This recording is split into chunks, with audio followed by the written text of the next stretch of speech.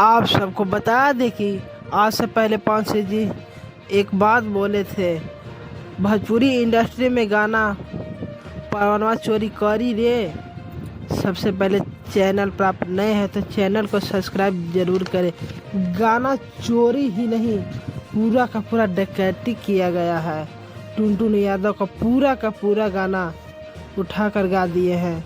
आप लोग को बता दें कि पवन सिंह अपने डायलॉग के वजह से हमेशा चर्चित रहते हैं, विवादों से हट के रहते हैं, फिर भी विवादों में लाया जाता है।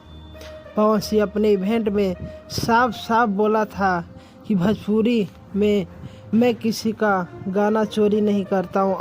आप लोग के बता दें कि टुनटुन यादव का गाना 1 महीना पहले गाया था, वही गाना पवन सिंह जी ने गा दिए हैं। टुनटुन यादव का गाना का बोल था तोहर ओढ़नी पे नाम।